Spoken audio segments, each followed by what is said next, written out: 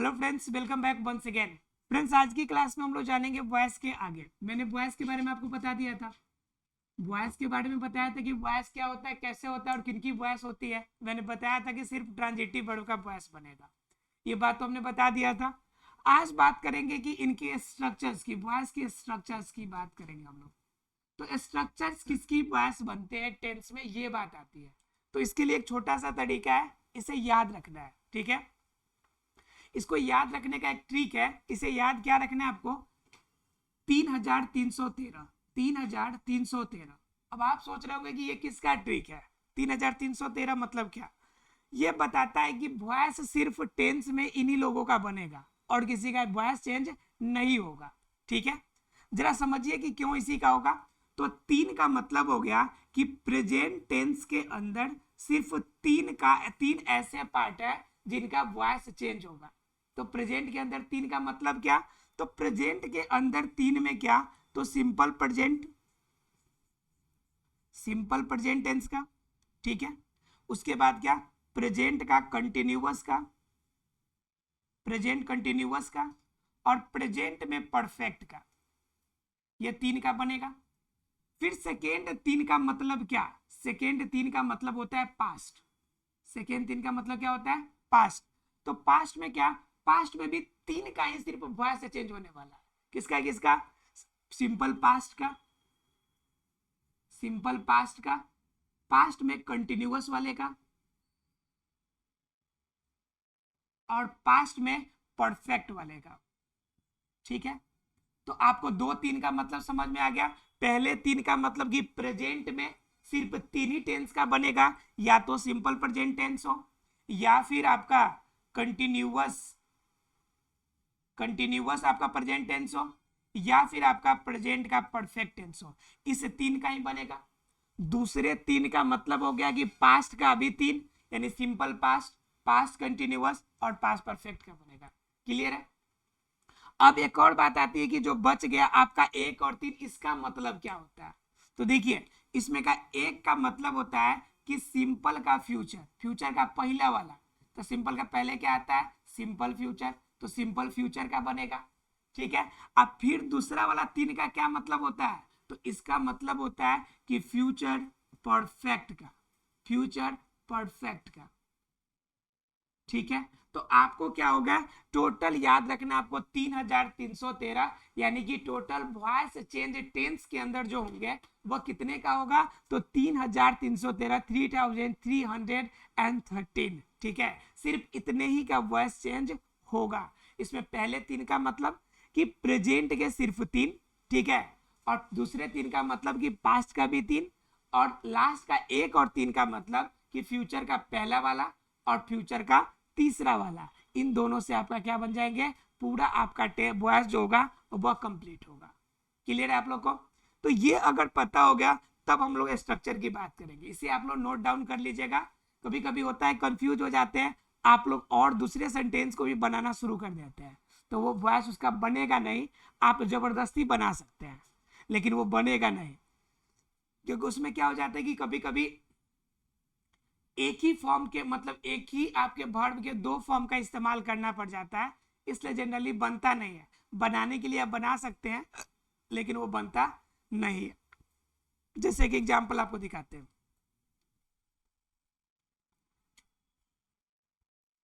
I have been,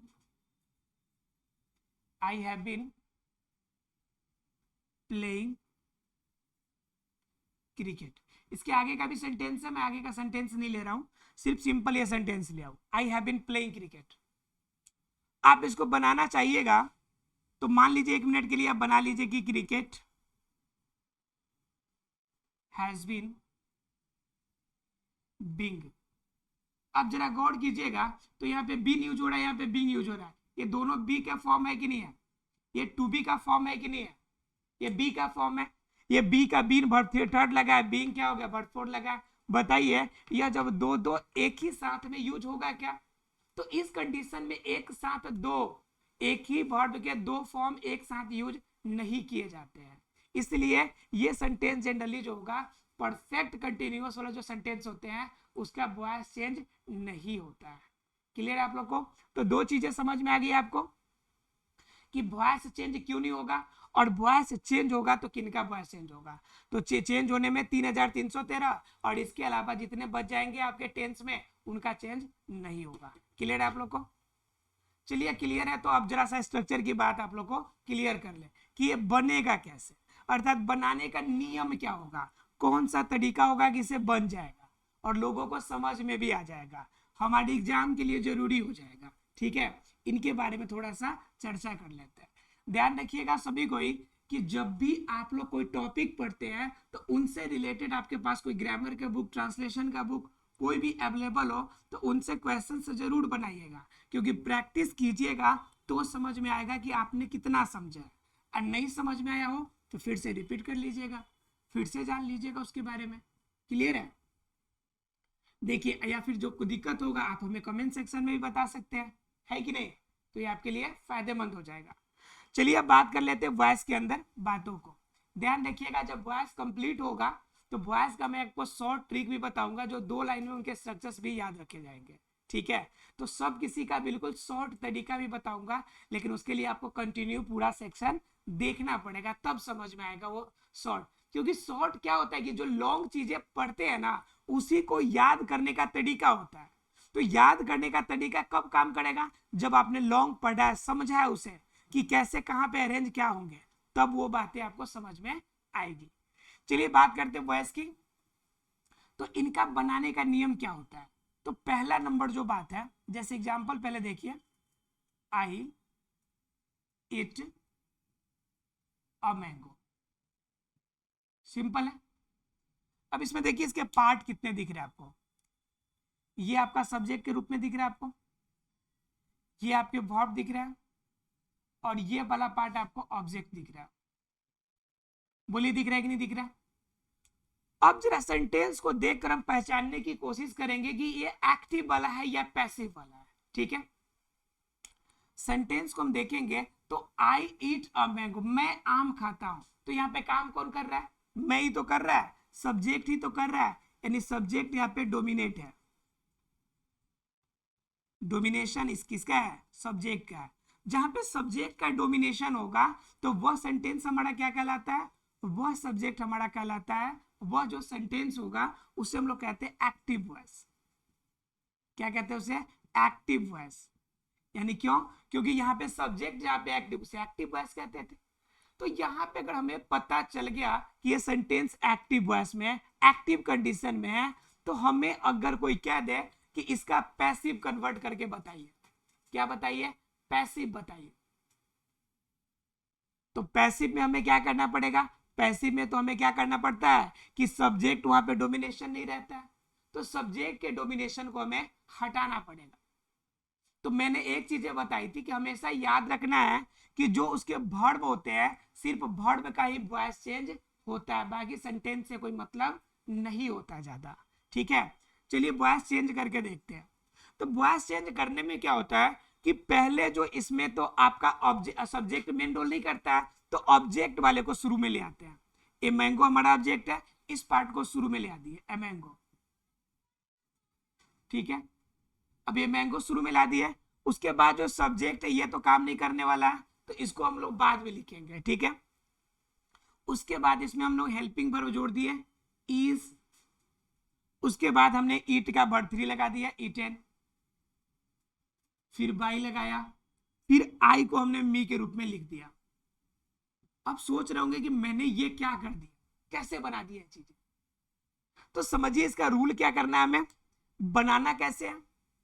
तो बनाने का रूल होगा कि जो इसका ऑब्जेक्ट होगा, यानी एक्टिव इनटू पैसिव, माने एक्टिव से किस में कन्वर्ट करना आपको? पैसिव में कन्वर्ट करना हो। तो क्या करेंगे आप? जो ऑब्जेक्ट होगा उसको सब्जेक्ट में कन्वर्ट कर दीजिएगा। ऑब्जेक्ट को किस में कन्वर्ट करना है? सब्जेक्ट में। उसके बाद क्या लगाना है आपको? इज, आर या फिर एम लगा दीजिएगा।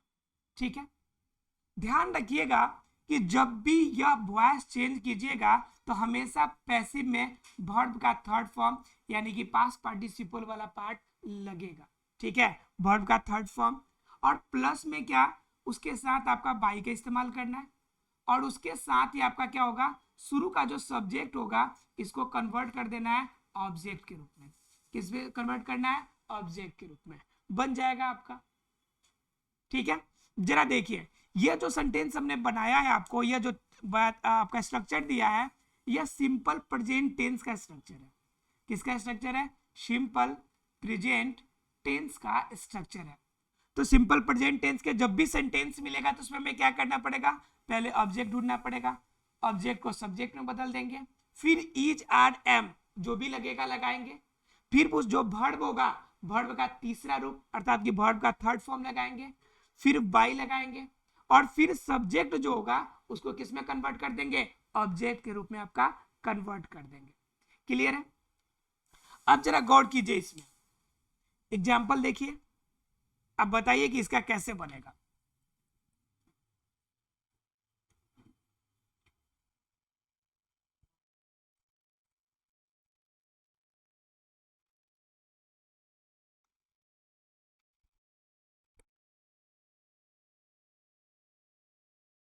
देखिए एग्जाम्पल है आपका, आई बीट हिम। सेंटेंस देखिए पहले कौन सा है, तो यहाँ पे सब्जेक्ट है, अब प्लस में वर्ब वन है, अब प्लस में ऑब्जेक्ट है। तो ये सेंटेंस देखते आपको क्या समझ में आएगा कि ये सिंपल प्रेजेंट टेंस है। बताइए है कि नहीं, सेंटेंस सिंपल प्रेजेंट टेंस हमें समझ में आ गया कि सिंपल प्रेजेंट टेंस है। तो सिंपल प्रेजेंट टेंस का एक्टिव है तो पैसिव में बदलना है। तो क्या कह रहा है कि ऑब्जेक्ट को सब्जेक्ट बना दीजिए। तो ऑब्जेक्ट हमारा क्या है, यहाँ पे हिम है, तो हिम का सब्जेक्ट क्या होगा, ये दिक्कत वाली बात है। तो नोट में लिख लीजिए सब्जेक्ट का ऑब्जेक्ट में कैसे कन्वर्ट करते हैं हम लोग, ये नोट में लिख लीजिएगा, ठीक है। आई का, आई सब्जेक्ट है तो इसका मी हो जाएगा, अगर ही है तो ही का हिम हो जाएगा, शी है तो सी का हर्ड हो जाएगा, अगर वी है तो वी का अस हो जाएगा, उसके बाद दे है तो दे का देम हो जाएगा, हालांकि इसका यूज होगा नहीं, बताएंगे आपको, दे का देम हो जाएगा। और कुछ बच रहा है क्या, यू है तो यू का यू हो जाएगा। क्लियर है आप लोग को। तो ये सभी आपको याद रखना है, इस साइड वाला ये सब्जेक्ट है और इधर क्या बन गया आपका, इसका ऑब्जेक्ट बन गया। अब जरा समझिए, कोई कह रहा है कि हिम का हमें सब्जेक्ट बनाना है, तो देखिए हिम कहाँ है, ये रहा हिम, तो हिम का सब्जेक्ट क्या होगा हमारा, हिम का सब्जेक्ट क्या हो रहा है, ही हो रहा है। तो क्या कह रहा है, पहले ऑब्जेक्ट जो होगा उसको सब्जेक्ट के रूप में ले आइए शुरू में, तो हिम है तो हिम को शुरू में लाइएगा तो क्या हो जाएगा हमारा, ही हो जाएगा। बताइए होगा कि नहीं होगा, हो जाएगा। उसके बाद कह रहा है इज आर एम में से एक लगाइए, तो बताइए ही के साथ क्या लगेगा, ही के साथ इज लगेगा, तो हमने लगा दिया इज। क्लियर है। उसके बाद कह रहा है कि वर्ब का थर्ड फॉर्म, तो वर्ब क्या हमारा बीट, तो बीट का वर्ब थर्ड क्या हो जाएगा, बीटेन। उसके बाद क्या लगाना है, बीटेन के बाद बाई लगाना है, क्या लगाना है, बाई का यूज करना है। फिर क्या कह रहा है कि जो सब्जेक्ट होगा उसको ऑब्जेक्ट के रूप में कन्वर्ट कीजिए, तो बताइए आई का ऑब्जेक्ट क्या होगा, आई का ऑब्जेक्ट क्या होगा, तो मी होगा, तो यहाँ पे क्या हो जाएगा, ही इज बीटेन बाई मी। आसानी से बना सकते हैं आप लोग। मतलब क्या ध्यान रखना है कि ऑब्जेक्ट को सब्जेक्ट में कन्वर्ट करना है, ईजर एम लगाना है, और एक चीज जो हमेशा याद रखना है कि इसमें हमेशा वर्ब का थर्ड फॉर्म ही लगता है, V3 ही हमेशा लगेगा। जब भी पैसिव वॉइस होगा तो उसमें कौन सा फॉर्म लगा होगा, वर्ब का तीसरा फॉर्म लगा होगा, ठीक है। और आपका जो भी सेंटेंस है, पहले सेंटेंस हमें पहचानना पड़ेगा, सिंपल प्रेजेंट टेंस का स्ट्रक्चर था, वैसे आपका प्रेजेंट कंटिन्यूअस का आएगा, तो सेंटेंस पहचान के फिर उसके नियम के अकॉर्डिंग लगाएंगे। तो हमारा नियम किस पे डिपेंड करेगा, जैसा सेंटेंस होगा उसी के अकॉर्डिंग हमारा जो होगा वह रूल भी चलेगा। आसानी से बना सकते हैं। एक और एग्जांपल आप लोग देख लीजिए, ठीक है। यू सेल मी आकार, जरा बताइए कि सेंटेंस में कैसे बनेगा ये, ठीक है। सेंटेंस में पहले हम ऑब्जेक्ट ढूंढेंगे, तो यहाँ पे ये रहा हमारा सब्जेक्ट, ये रहा हमारा वर्ब, ये रहा मेरा ये दोनों हमारा क्या है, ऑब्जेक्ट है। अब बताइए मी से उठाइएगा या आकार से उठाइएगा, ठीक है। तो ध्यान रखिएगा कि मेन ऑब्जेक्ट चुनना है, दो ऑब्जेक्ट दिया हो ना तो मेन चुनना है आपको। तो मेन क्या है, बेचने का प्रभाव किस पे पड़ेगा, मेरे पे पड़ेगा, क्योंकि मुझे एक कार मिल जाएगी। तो ये मेरा हमारा क्या हो जाएगा, मेन ऑब्जेक्ट हो जाएगा, ठीक है। तो मी को हम ले आएंगे तो क्या हो जाएगा, शुरू में आई हो जाएगा, ठीक है। उसके बाद क्या, ई जा रहे में से एक लगाना, तो आई के साथ क्या लगाइएगा बताइए, आई के साथ एम लगाइएगा। उसके बाद सेल का वर्ब थर्ड सोल्ड हो जाएगा। उसके बाद किसका इस्तेमाल करना है, बाई का यूज करना है। तो बाई किससे, यू है यहाँ पे, तो बाई यू का आप देखिएगा ऑब्जेक्ट भी यू होता है। अब आप सोच रहे होंगे सर एक कार्ड कहाँ लगाएंगे, तो अ कार्ड सोल्ड के बाद अ कार्ड आप यहाँ पे जोड़ सकते हैं, I am sold a card by you, बन जाएगा आसानी से। चलिए आशा है फ्रेंड्स कि क्लियर हो गया होगा आपको। अगले क्लास में मिलेंगे हम और अगले क्लास में डिस्कस करेंगे कि इसके स्पेशल में क्या आपको जानना है, कब क्या प्रयोग करना है एक्स्ट्रा, और आपका साथ में प्रेजेंट कंटिन्यूअस में कैसे इस्तेमाल किया जाता है, इनके बारे में कल के क्लास में देखेंगे। मिलते हैं अगले क्लास में, तब तक के लिए thank you very much friends.